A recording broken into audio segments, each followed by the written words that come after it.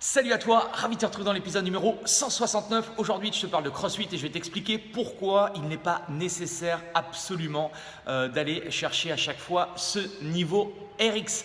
Alors juste avant que je t'explique tout ça, si c'est du charabia pour toi mais que tu t'intéresses au CrossFit, reste avec moi, je vais t'expliquer comment justement tu vas pouvoir progresser à ton rythme, d'accord, sans te blesser et surtout avoir des résultats extraordinaires au bout de quelques mois. Juste avant, ici en bas à droite de cette vidéo, eh bien, je partage tous les jours mes meilleurs conseils en termes d'entraînement, de nutrition, de mindset. Donc si ça t'intéresse, tu peux t'abonner sur ma chaîne et tu rejoindras plus de 300 personnes qui me suivent. J'ai commencé cette chaîne-là par un défi le 1er janvier 2018. J'aime le rappeler parce que c'est vraiment un challenge pour moi et je t'encourage réellement à te fixer des objectifs dans la vie et de ne pas les lâcher. Et donc pour moi, c'est vraiment super intéressant de pouvoir partager et de te transmettre un petit peu mon quotidien en tant que coach. Moi, ça fait beaucoup d'années maintenant que je suis dans le coaching, je suis dans le fitness. J'ai aidé des milliers de personnes à se transformer physiquement, que ce soit des personnes qui sont sédentaires, qui ne sont pas du tout sportives, à des personnes qui sont beaucoup plus entraînées. Et grâce à cette chaîne-là, j'ai envie justement de partager au plus grand nombre des recettes qui fonctionnent. Donc c'est à toi un petit peu de choisir ce qui te convient le mieux. Alors, si tu t'intéresses au CrossFit, eh bien, et si tu t'intéresses un petit peu, mais que tu ne connais pas un petit peu le charabia, le vocabulaire et tout, tu as en fait deux niveaux sur les entraînements qu'on appelle WOD. Tu as souvent marqué au tableau ou sur Internet, tu as dû voir le niveau RX, d'accord? Et après, tu as plein d'autres niveaux, donc notamment le niveau Scaled. Donc RX, c'est en fait la forme d'entraînement la plus difficile pour le niveau confirmé.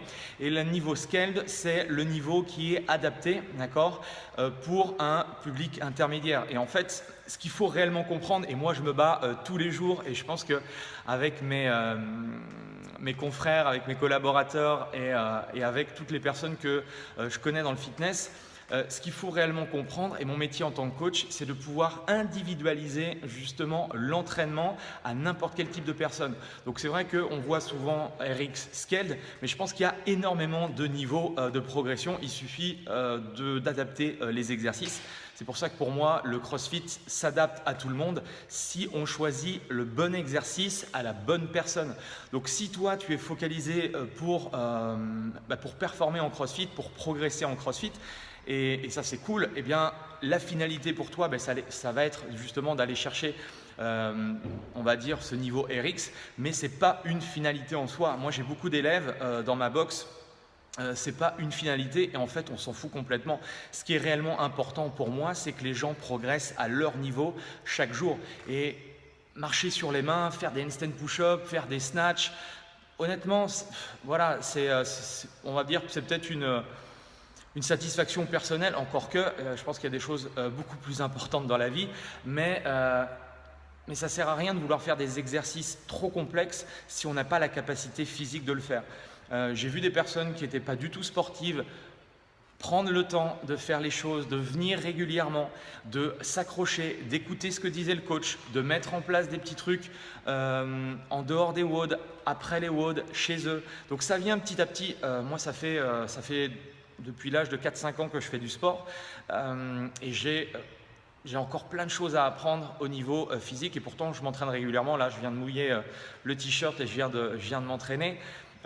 Donc je dirais que c'est ça qui est fabuleux un petit peu et ingrat aussi dans le sport, c'est que la progression, c'est long, c'est dur et on a souvent tendance à vouloir lâcher.